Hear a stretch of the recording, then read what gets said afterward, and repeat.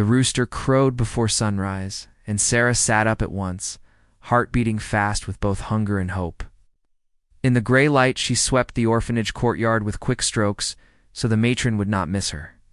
A sparrow hopped nearby, picking at seeds, Sarah whispered. "Wish me luck," then slipped through the side gate, clutching her small notebook. The streets were empty and cool. Each step toward Mr. Rafiq's shop felt lighter than the last, as if excitement itself carried her when she reached the storeroom. She found the merchant waiting outside with a thermos of tea. He raised an eyebrow, surprised she had come so early. "Good morning, little doctor," he teased, though his voice held more curiosity than mockery now. Sarah smiled shyly. She asked if she could first greet Ali alone to gain the boy's trust. Mr. Rafiq nodded and opened the wooden door. Inside, soft morning light filtered through a narrow window. The room smelled of spices from sacks stacked in one corner. Ali sat on a woven mat, his red cap tilted over one eye. He hugged a small wooden car, rolling it back and forth across his lap. Sarah knelt a few feet away and gently tapped the floor. Twice with her knuckles. "May I play with you?" she asked. The boy looked up, eyes wide. Instead of answering, Ali rolled the toy toward her. She caught it and rolled it back. They repeated the game, the little car traveling between them like a messenger carrying unspoken trust. After a few rounds, Sarah said, "Your car is brave. I think your legs can be brave too." She touched her shins, then pointed to his. Ali's gaze followed her gesture, but his face tightened. She did not push further. She knew fear could freeze even strong muscles. Sarah pulled a bright scarf from her pocket, green with yellow stars. She looped it around her knees, making a hammock for the car. "Look," she said, rocking the toy gently. "This is how we teach the wheels to rest before they race." Ali giggled. Encouraged, Sarah slid closer. She guided the scarf under his calves, letting him feel the cool fabric. "Soft? Yes?" she asked. He nodded. She began tiny warm-up moves, pointing toes, then flexing them back, always calling each motion a game. "Reach for the sun," she said when toes pointed. "Dig for treasure," she joked when they curled back. Ali's laughter filled the room like music. Outside, Mr. Rafiq listened, his stern face softening with every peal of joy. After 10 minutes, Sarah paused for a story break. She told a tale about a baby goat that feared a hill until a sparrow cheered it on each step. Ali watched her hands paint the air with goat horns and fluttering wings. When the goat in the story reached the hilltop, Sarah asked Ali if he would. "I'd like to try one tiny step like the goat," he bit his lip, thinking. Then slowly he nodded. Sarah tied the scarf's ends to 2 sturdy crates, creating a sling at knee height. Ali could lean into it without falling. She placed his feet flat on the mat. "We will not stand yet," she said. "Only push the ground a little. The earth is our friend." She guided his heels down gently. Ali pressed. His thigh muscles flickered beneath thin trousers. Nothing dramatic happened, but Sarah clapped anyway. "You greeted the earth." Very polite. They repeated the press 10 times, resting after each effort. With every attempt, Ali's confidence grew. A tiny quiver in his legs became steadier. When a bead of sweat rolled down his temple, Sarah dabbed it with her sleeve, joking even. "Hero's sweat." After half an hour, she untied the scarf and massaged Ali's calves with slow circles, as the manual had shown. She sang a simple rhyme to keep rhythm. The boy leaned back, eyes half closed, trusting her touch completely. Meanwhile, Mr. Rafiq peeked through a crack in the door. He marveled at how this frail girl moved like a tutor and a friend all at once. He had paid famous doctors who handled Ali with cold gloves, yet his son never smiled for them. Finally, Sarah ended the session with a victory stamp. She dipped Ali's fingertips in a little bowl of blue ink and helped him press a handprint onto her notebook page. "Proof you tried," she said proudly. Ali Studied the blueprint, then pressed his other hand beside it for good measure. Grin widened. She looked up to see Mr. Rafiq standing fully in the doorway now, arms crossed, expression unreadable. The merchant cleared his throat. "Tea is ready," he said. His voice carried a gentleness new to Sarah's ears. She helped Ali back onto the mat and followed Mr. Rafiq outside.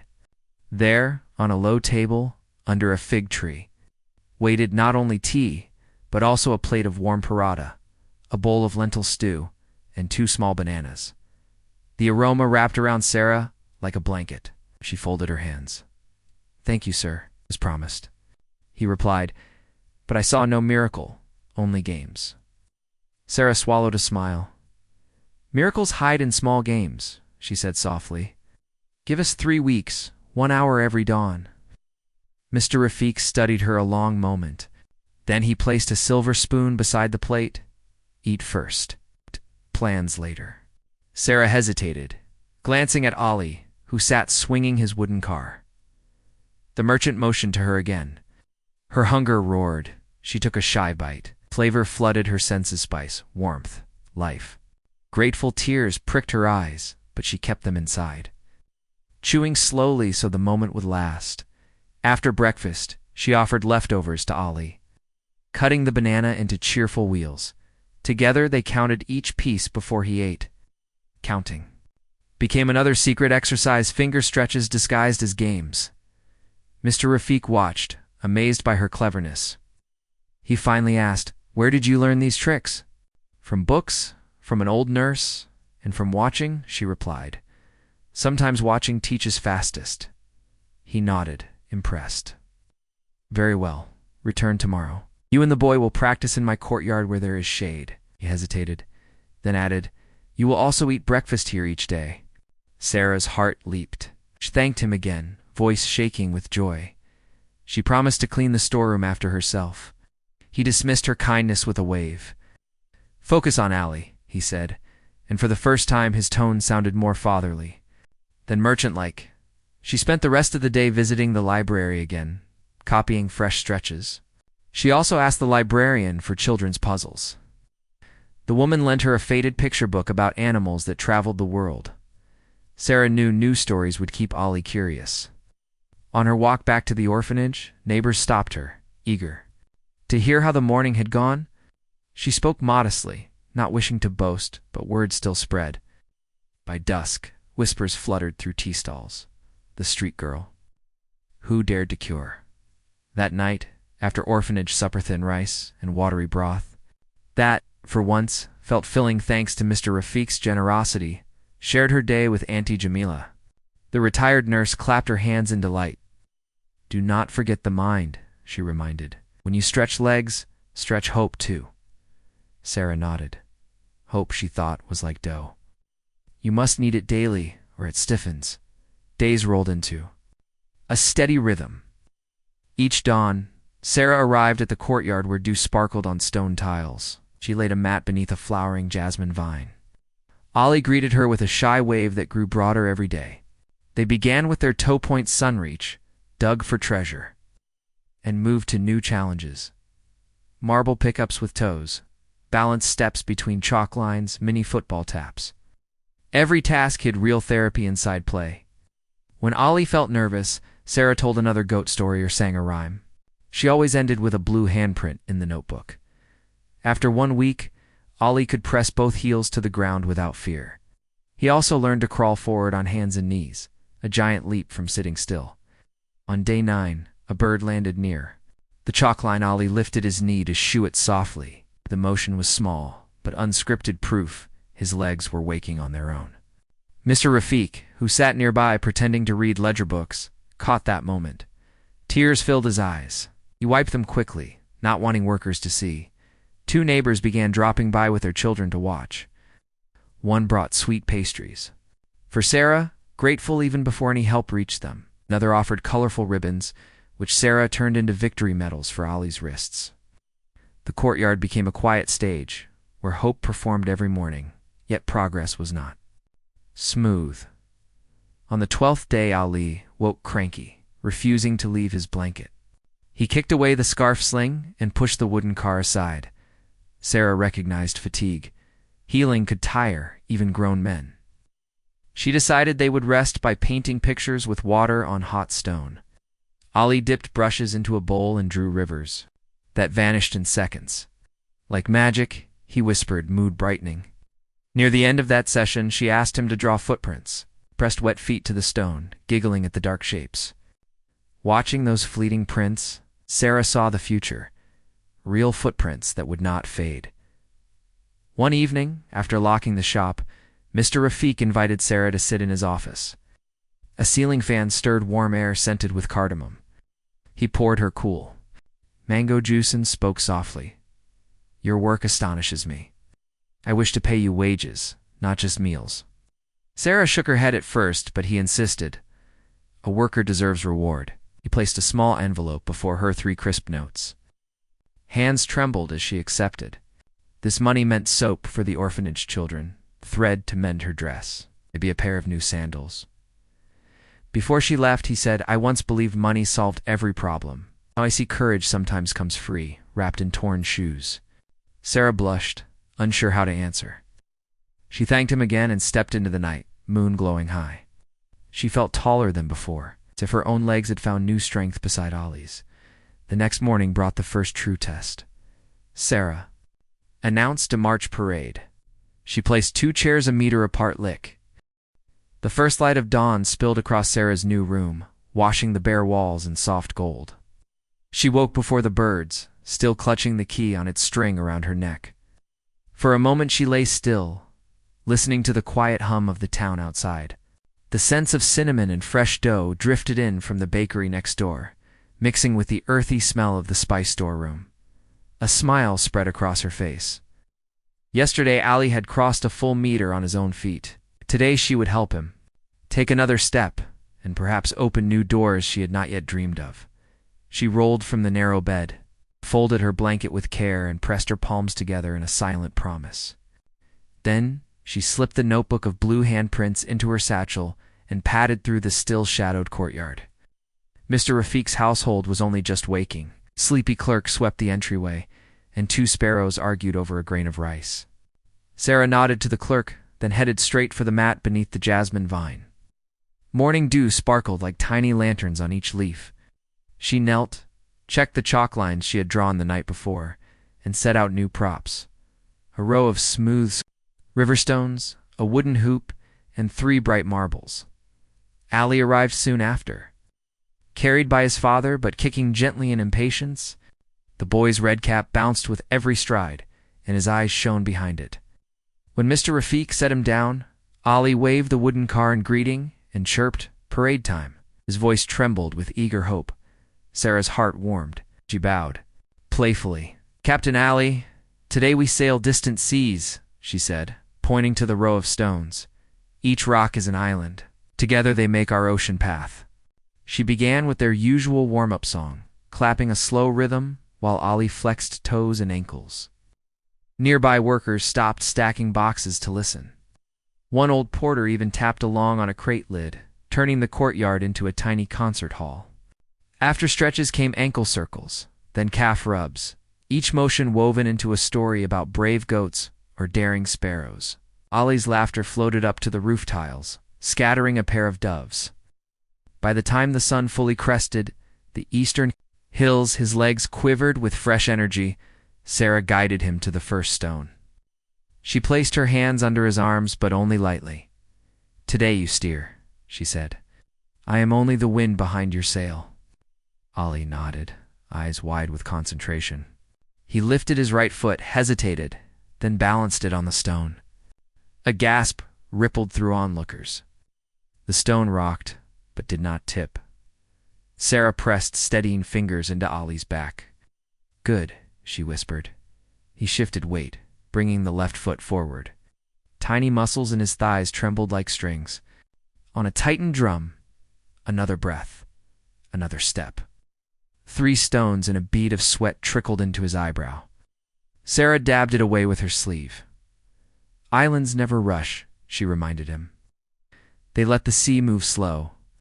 Ollie giggled at the thought and found new calm. When he reached the final stone, he straightened and flung his arms wide. Cheers burst from the crowd, so loud a street dog barked in surprise. Mr. Rafiq covered his mouth, eyes gleaming. Lee leaned against a crate and panted, but his grin stretched ear to ear.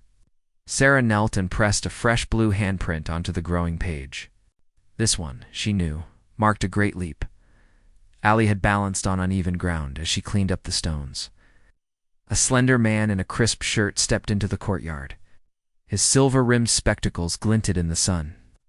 He carried a worn leather doctor's bag. Sarah recognized him at once from a newspaper clipping tacked on the library notice board.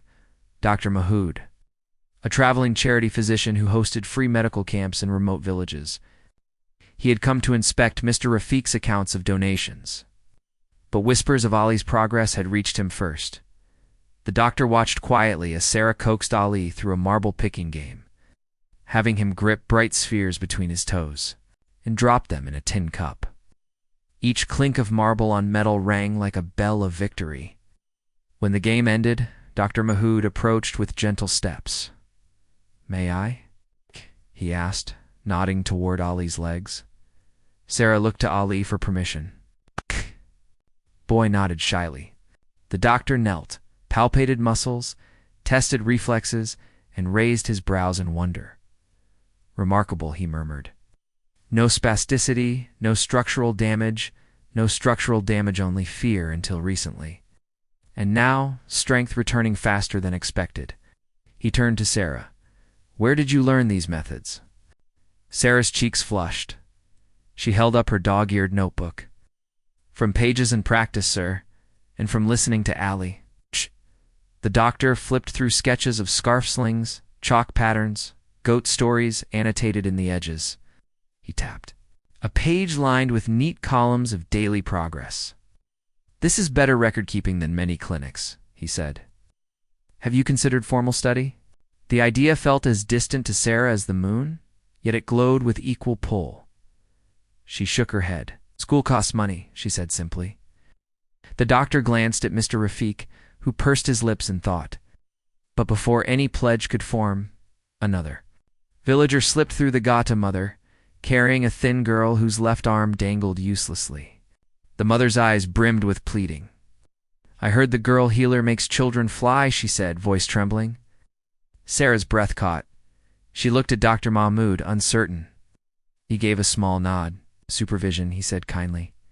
Sarah ushered them to the mat. She asked the child's name. Momnan began assessing the limp arm. She spoke in soft words, telling another goat tale. This time about a kid who learned to flap one ear until both ears soared in the wind. Amna giggled despite pain. Encouraged, Sarah used a scarf sling to cradle the weak limb, demonstrating tiny shoulder circles.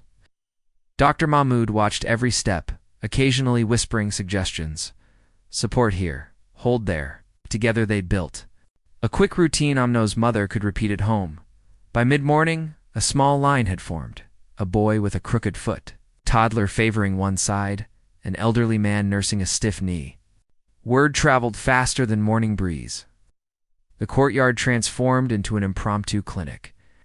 Sarah moved from patient to patient, teaching exercises, borrowing tricks from the doctor's guidance, and sketching new notes in the margins of her book.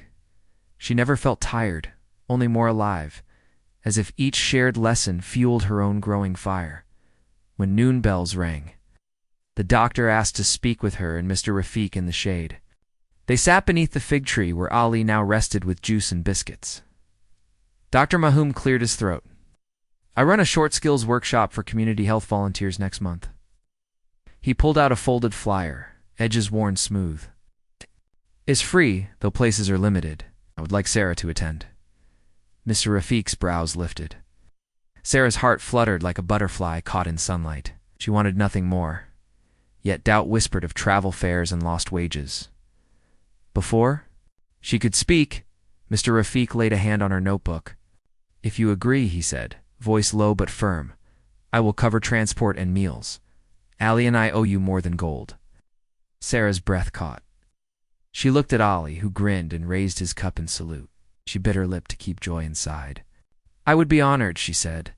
That afternoon she returned to her tiny room, mind buzzing. She pulled out the library manual again, rereading chapters with new eyes. Each paragraph felt richer now, as if secret doors had opened behind the words. She traced diagrams of muscle groups, whispering their names until they stuck. she practiced, tying scarf slings around an old pillow until knots formed quickly, perfectly. Then she flipped to a blank page and titled it Dreams. Beneath she wrote, Learn, heal, teach others. Open a clinic for every child who thinks walking is impossible. She underlined the words twice, then drew a tiny blue goat, climbing a hill. Evening shadows stretched when a knock sounded at her door. It was the librarian's apprentice, out of breath from the climb. She carried a parcel wrapped in brown paper. From Madame Librarian, the girl said, cheeks rosy. Inside the parcel lay 3 more books: Pediatric Exercise Therapy, Basic, Anatomy Sketchbook, and a thin reader titled The Mind-Body Bridge. A note slipped free, for the brave scholar. Return when you can. Sarah pressed the books to her chest, tears slipping free at last. Knowledge had found her, even when she could not buy it. Night fell. In the courtyard, jasmine petals fluttered down on empty chalk lines. Sarah stood there alone, feeling the cool stone under her new sandals, a gift from a grateful neighbor whose child's stiff ankle already bent easier. She imagined the courtyard years ahead, filled with sturdy benches, colorful bands, and rows of children laughing as they learned to trust their own muscles. She pictured Ali running circles around everyone, pointing out each exercise like a captain giving orders. A sudden voice broke her thoughts. It was Mr. Rafiq, carrying a small lantern. He joined her under the vine, looking up at the moon. I once believed money measured success, he said quietly. But when Ali walked, I realized success is a step, not a coin. He placed a small wooden box in her hands. Inside lay neat bundles of thread in bright colors and a tidy stack of plain handkerchiefs. For your scarf slings, he explained. Make them stronger, prettier. Children heal faster when colors smile at them. Sarah swallowed the lump in her throat and thanked him. She returned to her room, set the box beside her books, and slipped the lantern on a hook. The flickering light painted gentle waves on the ceiling. She opened the anatomy sketchbook and began copying a drawing of leg muscles, her pencil scratching a steady rhythm. Between each line, she whispered the names: quadriceps, hamstring, gastrocnemius. Knowledge felt like a ladder, and she climbed rung after rung, eager for the vi. Sarah's bus rolled out of the little town before sunrise, rattling across dry fields, dotted with cotton and low-date palms. She sat by the window clutching her notebook, the key around her neck, and a cloth bag filled with fruit and bread that Mr. Rafiq's wife had packed just in case city food tasted strange. Dr. Mahmoud sat 2 rows ahead, reviewing workshop notes, but every so often he turned to give Sarah an encouraging nod. She answered with a shy smile, then pressed her forehead to the glass. The land stretched wide and silent, yet inside her chest everything hummed like a beehive: excitement, fear, wonder, all buzzing at once. 5 hours later, the bus hissed to a stop outside a white-painted community hospital. Colorful banners hung over the gate. Welcome volunteer healers. A cluster of young men and women carried roll-up mats, bandage kits, and thick textbooks. Sarah swallowed hard. Her dress, freshly washed but still worn at the elbows, looked plain beside crisp uniforms. Doubt tiptoed up her spine. But then, she remembered Ali's laugh when he crossed the stone path and felt courage bloom again. Inside the main hall, long tables held rows of rubber models' arms, legs and spines for practice. Posters showed muscles in bright reds and blues. A kind nurse handed Sarah a name badge. It read, Sarah Rafiq, because Mr. Rafiq had insisted she share their family name while working with Ali. Seeing it printed felt like a promise that she belonged here. The first lesson covered basic anatomy. The instructor, a gray-bearded professor, explained each muscle's job, like telling stories how the quadriceps were the jumpers, how the hamstrings were the brakes. Sarah copied every word, her pencil flying across the sketchbook Madame Librarian had sent. When the professor asked for volunteers to label parts on a model leg, Sarah surprised herself by raising her hand. She stepped forward, heart pounding. Fingers trembling, she tapped the patella, traced the tibia, named the calf muscles, and even added a note about proper massage strokes. The professor's bushy brows lifted. "Excellent," he said, voice booming through the hall. He'd rushed to her cheeks, but pride sat warm inside her. During tea break, two students approached. One, a tall girl named Fariha, admired Sarah's scarf-sling drawings. The other, a quiet boy named Usman, confessed he also learned from library books because fees were steep. They shared tips for knotting support bands. Sarah felt walls she never noticed crumble, replaced by sturdy bridges of shared struggle. By lunch, 3 more joined them. Soon, they formed a small circle where ideas bounced like marbles: how to recycle bicycle inner tubes into therapy bands, how to turn discarded water pipes into balance bars. Sarah scribbled everything down, mind racing faster than her pen. Afternoon, the workshop shifted to real patients. Villagers lined the outdoor courtyard, each carrying pain, a mother limping from an old factory injury, a farmer whose wrist never healed after a fall, a shy child with curved feet. Sarah's group was assigned to the shy child Sadiq, who hid behind his mother's sari.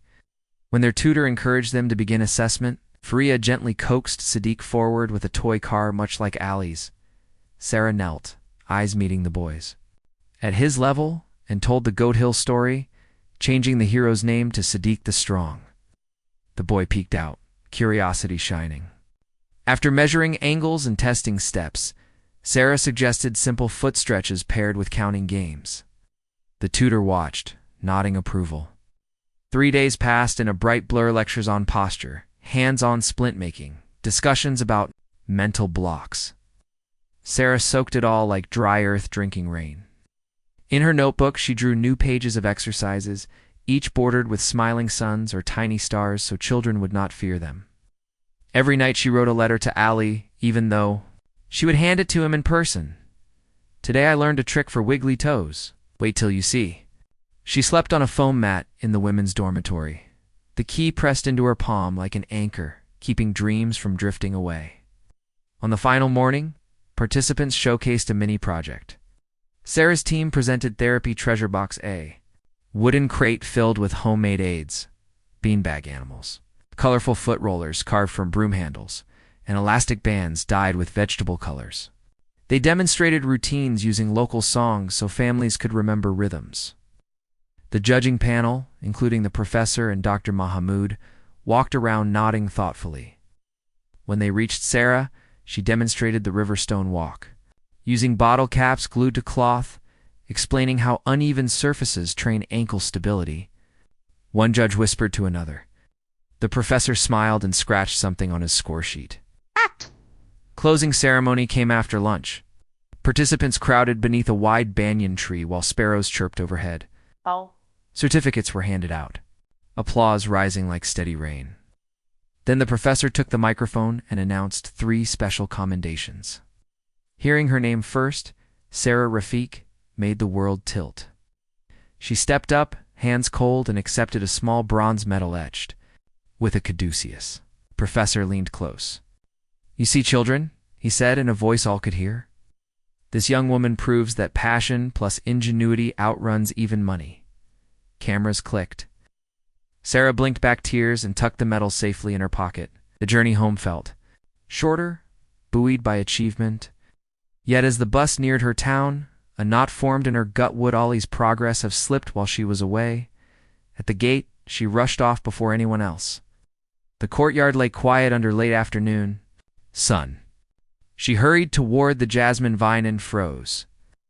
There, 10 paces ahead, Ali walked, no sling, no hand to steady him. His steps were slow but sure, like a drummer testing new beats. Mr. Rafiq walked beside him, holding a wooden hoop, not to support but to play a game of step through the circle.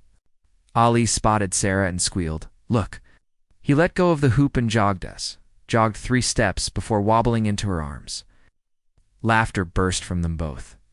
Tears spilled down Sarah's cheeks, but her smile never faltered. She hugged him, gently feeling strong new muscles beneath the boy's thin shirt. Mr. Rafiq's voice cracked as he said, "Every dawn while you studied, he practiced your games. He would not let us skip a day." That evening, the courtyard transformed into a celebration. Neighbors lit oil lamps. The librarian arrived with a cake shaped like an open book. Dr. Mahmoud, who had traveled on the same bus, gifted Ali a tiny stethoscope toy to honor the first patient of the Hope Steps method. Spilled from an old radio, and children danced in wide circles. Under the fig tree, Sarah opened her notebook to a new page. Ali pressed both blue handprints at once, leaving bold twin marks. Sarah labeled them Running Start. As guests ate, Fariha and Usman from the workshop appeared at the gate, having taken a later bus. They carried sacks of donated supplies from other volunteers, elastic tubing, foam sheets, even a second-hand sewing machine. "For your clinic," Fareya said. Sarah's eyebrows shot up. "Clinic," she echoed. Usman grinned. "Dreams must be built, not stored," he said, quoting a tutor's motto. Under moonlight, 4 friends spread a large cloth on the courtyard floor and sketched ideas with chalk. Benches along one side, shelves for homemade tools, a play corner painted in bright colors. Ali leaned over, adding stick figure goats. Climbing stick figure hills, laughter rolled across the stones like gentle thunder. Sarah's eyes shone brighter than any lamp. "Hope Steps Clinic," she whispered, testing the name aloud. Around her, heads nodded with approval. Construction could not start with chalk alone. The next morning, Mr. Rafiq called a meeting. Shopkeepers pulled up stools. Local carpenters folded arms. The baker wiped flour hands on his apron. Sarah presented a plan.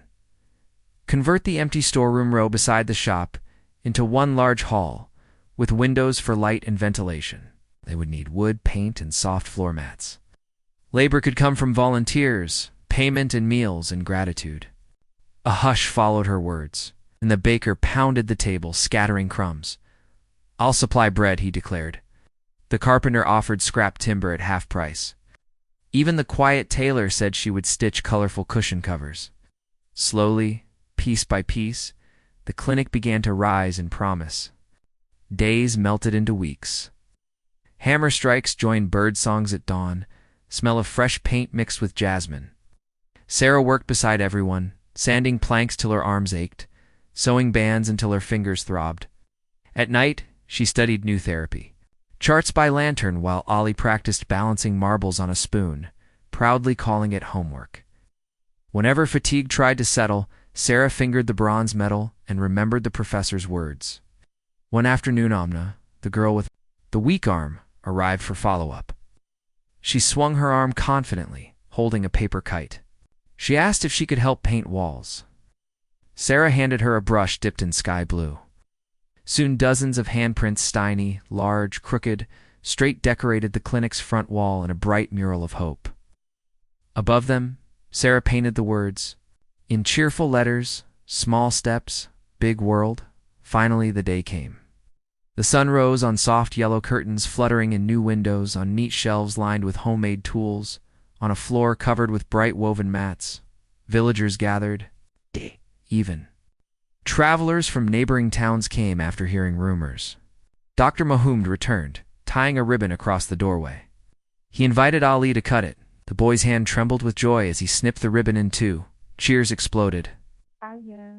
Inside, Sarah guided the first group a grandmother with stiff knees, 2 boys recovering from polio, and an anxious teenage girl with scoliosis. Reese. The sun climbed gently over the town 1 year after Hope Steps Clinic opened, brushing the new rooftop with soft gold. Inside, fresh songs floated above the mats each morning while children stretched, laughed, and counted bright stones.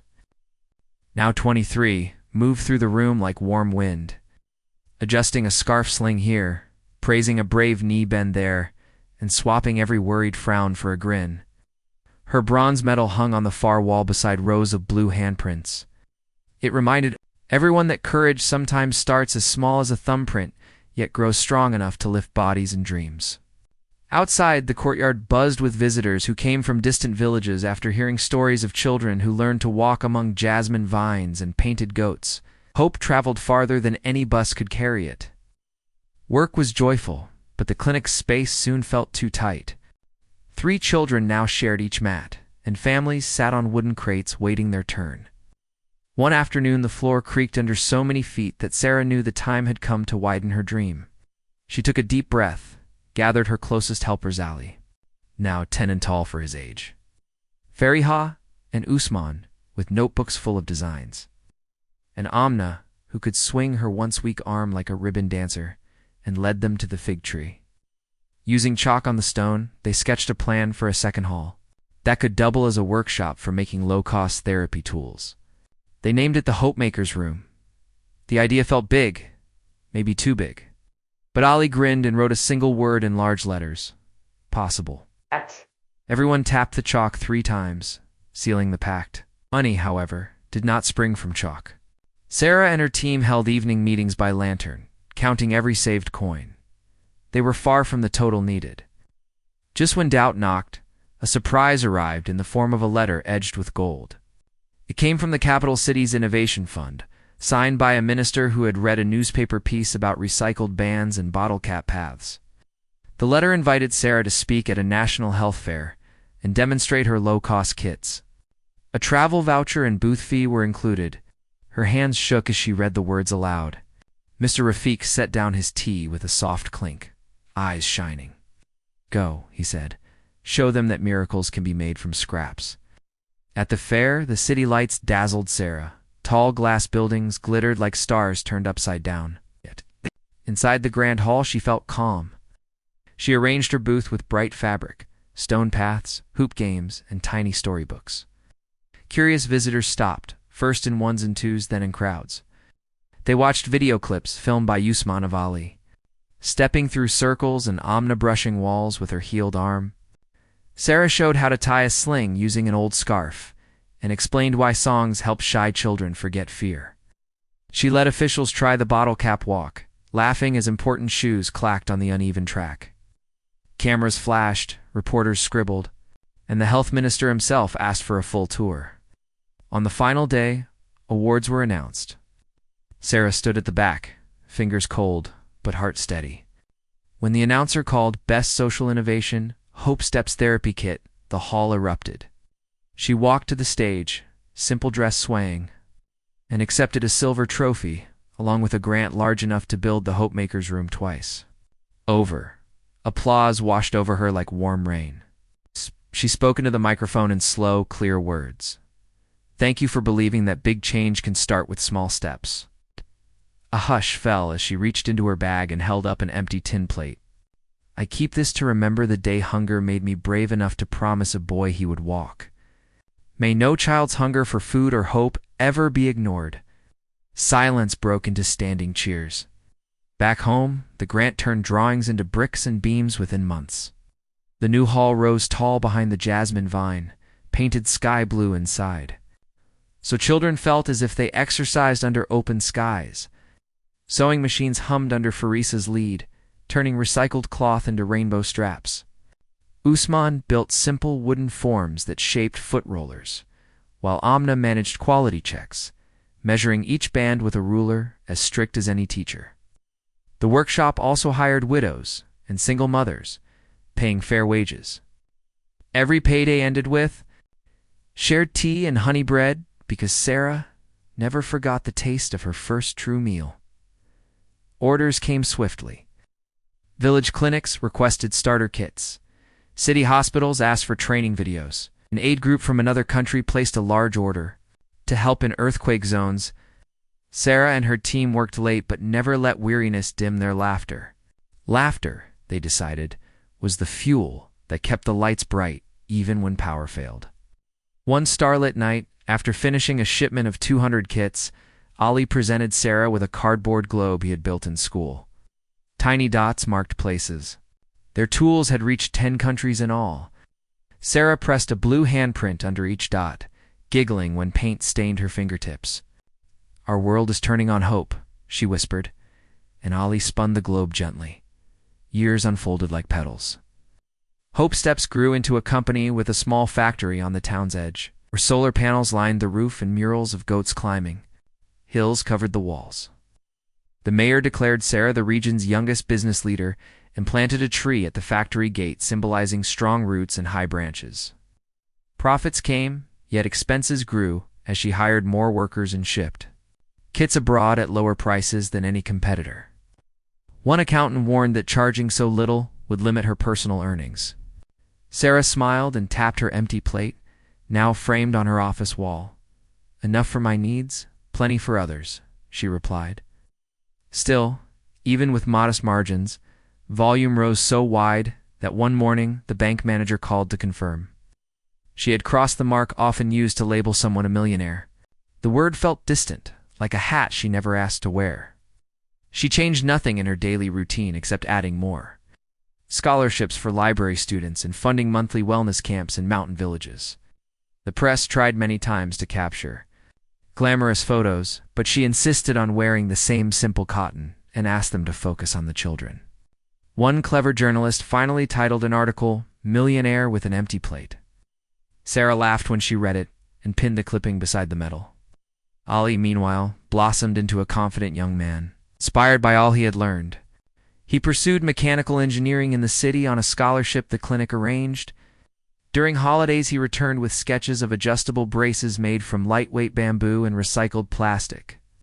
Together, he and Sarah tested prototypes on the courtyard stones, turning each wobble into a design lesson. On the day the brace allowed a boy named Navid to run across the yard without tripping, Ali whooped so loud he startled the pigeons. He later filed a patent, listing Sarah as co-inventor. They celebrated with tamarind juice and promised to keep every product affordable. In the clinic's 5th year, a severe flood struck 3 river villages. Houses washed away, roads vanished under muddy water. When news reached Hope Steps, Sarah paused only long enough to pack supplies. Trucks could not pass, so she and her crew loaded therapy kits, clean water tablets, and blankets onto small boats. The journey was hard. Rain stung their faces, and currents pushed against oars, but they pressed on, reaching the first village. They found frightened children clinging to trees. Sarah stepped onto flooded ground, scarf and dress soaking through, and told the Goat Hill story in a loud, cheerful voice. The children blinked at her uncertain, until she produced colorful bands and taught them canoe stretches to warm, cold muscles. Parents joined, shoulders easing for the first time since the river rose. A local elder clasped Sarah's hands, whispering, "Hope arrived by river today." Television crews later aired clips of her knee-deep in water, guiding exercises. Donations poured in: cash, fabric, sewing machines, even a new van equipped as a mobile clinic. Sarah accepted all but insisted each donor also learn one child's name. "Money moves faster when hearts walk beside it," she said. The phrase echoed through social media, painted on banners, printed on t-shirts. Yet in her own office, she kept no trophies except 3: the bronze medal, the silver innovation trophy, and a small river stone Ali had saved from his first balancing path. On a quiet evening not long after the floods, Sarah sat in the once storeroom office, finishing paperwork. The sky outside glowed purple, and distant drums beat for a wedding. She heard a timid knock. A girl stood at the door, thin as Sarah once, was holding a bundle of herbs. "Miss," the girl whispered, "if I help tie slings, will you give me food?" Sarah felt time fold like soft cloth. She rose, walked over, and placed a gentle hand on the girl's shoulder. "I will give you food," she said, leading her inside. "And maybe, together, we will give many children their first steps." They walked through the lively hall. Machines clicked, workers sang, and children hopped in circles, while counting 5 languages. Sarah pulled a fresh scarf from a shelf green with yellow stars. The same pattern she used for Ali years ago, tied it around the girl's waist, and showed her how to loop it into a sling. The girl's eyes widened with wonder. Nearby, Ali sketched another brace design, glancing up to smile. Fariha rolled a cart of new kits toward the loading dock. Usman tested a phone app that played exercise songs in local dialects. Amna supervised arm stretches under the jasmine vine, her once weak limb now strong as any branch. The courtyard. Lights flickered on, casting warm circles on the stone. Sarah paused there with the girl. She pointed to the mural of blue. The dusty afternoon sun hung low over the little town. When Sarah shuffled through the open-air market, her thin sandals almost worn through at the toes. Vendors called out bright prices for mangoes and lentils, but she walked past them because she had no coins in her pocket. Um, All morning, she had swept shop floors in exchange for stale bread, yet her stomach still gave a loud, aching growl. She tried to hush it with a sip of water from the shared pump, but the sound only grew louder. Around her, people hurried with baskets full of rice and vegetables. Sarah kept her eyes low, embarrassed by her rumpled dress and tangled hair. Ashamed that hunger could feel so loud in a place filled with food, she paused near the largest shop. On the main road, a colorful store owned by Mr. Rafiq. His shop windows shone with new toys, bright shirts, and tins of imported biscuits that city children loved. Sarah stared at the display only a moment before turning away. She did not want anyone in the town to think she might steal. Still, her legs felt weak. She leaned against a wooden pole and breathed slowly, the way the orphanage nurse had taught her 3 small breaths. One long breath, so the dizziness passed. When her vision cleared, she noticed a tall man stepping out of the shop's side door. It was Mr. Rafiq himself, wearing a neat white kurta. In his arms, he carried a small boy with sleepy eyes and an oversized red cap. The boy, Ali, looked about 6 years old and clung to his father's neck, legs dangling, unmoving. Sarah watched as Mr. Rafiq settled the child onto a low bench outside the shop. The man's face carried a tenderness she did not expect from such a stern merchant. He brushed dust from the boy's trousers and spoke softly, but the boy only pressed his lips together. Curious, Sarah edged closer. She saw a pale wooden frame under the bench crutches left untouched. When Mr. Rafiq lifted Ali again, she noticed how carefully he avoided the boy's right leg, as if protecting something fragile. Sympathy prickled in her chest, pushing aside her hunger for a moment. Customers passed, greeting Mr. Rafiq with polite nods. Some whispered afterward, turning sad eyes toward the boy. Sarah caught bits of their mutters.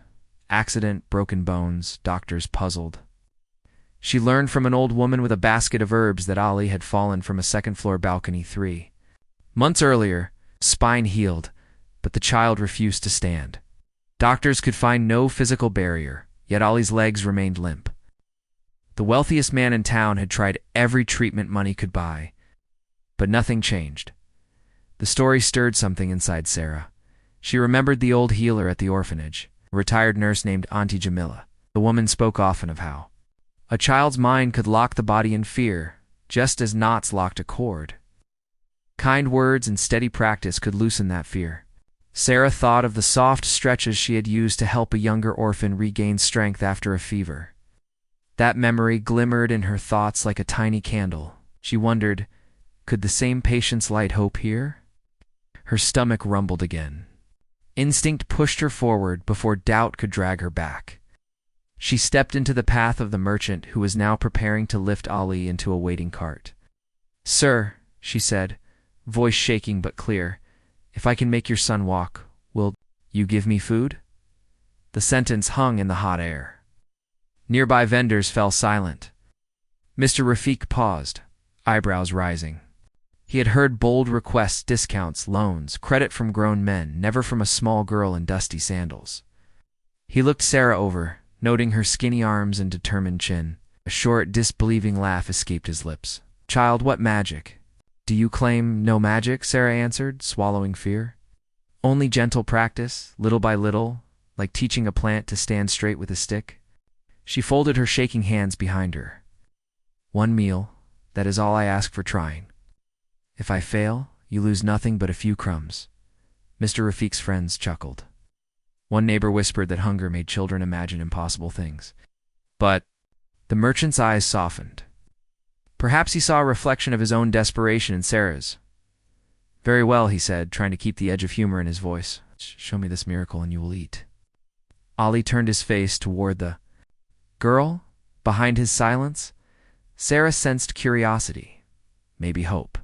She had no formal knowledge, only scraps of advice from Auntie Jamila, and a fierce belief that kindness could coax miracles. Yet that belief filled her more strongly than any bread could. She nodded, cheeks flushing with relief and fear mixed together.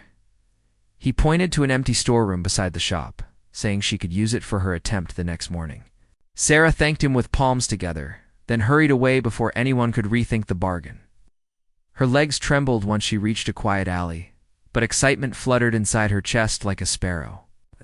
It pushed her toward the small public library on the far end of town. The library smelled of old paper and ink, a scent she loved almost as much as the thought of fresh chapati.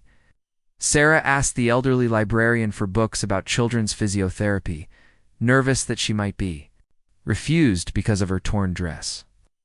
But the librarian, grateful for any reader, guided her to a low shelf where thin manuals gathered dust. Sarah borrowed two, promising to return them with care. She spent the rest of the evening sitting on the orphanage steps under a flickering streetlight, copying simple diagrams into a battered notebook, ankle circles, knee lifts, balance games. Using pebbles placed in a straight line, hours passed. Street cats mewed for scraps, while the town settled into quiet darkness. Sarah's hunger gnawed, yet she read on, feeding herself with determination. In the notes' margins, she wrote reminders. Speak softly. Make each motion fun. Praise every small effort. Ask the child what he fears. These lines glowed in her mind brighter than any lantern. Just past midnight, the orphanage matron called everyone inside. Sarah tucked her notebook under her thin pillow and lay on her cot, listening to other children's slow breathing. Dreams drifted across her eyelids, dreams of Ali standing, of Mr. Rafiq's hand offering her a warm plate, of her own name painted someday on a clinic door. Doubt tried to whisper that she was only a poor girl with no certificate, but faith whispered louder. She imagined Auntie Jamila's voice. Courage is like a seed. Plant it with a promise. Water it with effort. Watch it rise. Before sleep took her, Sarah clasped her hands and made a silent vow. Tomorrow she would wake early, sweep the courtyard so the matron would not scold her absence, then hurry to the storeroom, ready to work. She did not know if Ali would take a single step, yet she knew she would give every ounce of patience she had, the same way she once soothed crying infants in the nursery when no adult came. She believed that sometimes a heart's warmth could reach places. Medicine mist. Moonlight slipped through the cracked window and washed her pillow in silver. Sarah's stomach still ached, but hope filled her in a new way, spreading through her limbs until even the hunger felt lighter. She imagined Ali's first laugh when a simple game finally made his toes wiggle. She pictured the astonishment in Mr. Rafiq's eyes, the hush over the watching crowd, and at last the taste of soft bread, fresh from the griddle, melting on her tongue. With that bright picture, Sarah closed her eyes, ready to greet dawn as more than an orphan, ready to be a promise.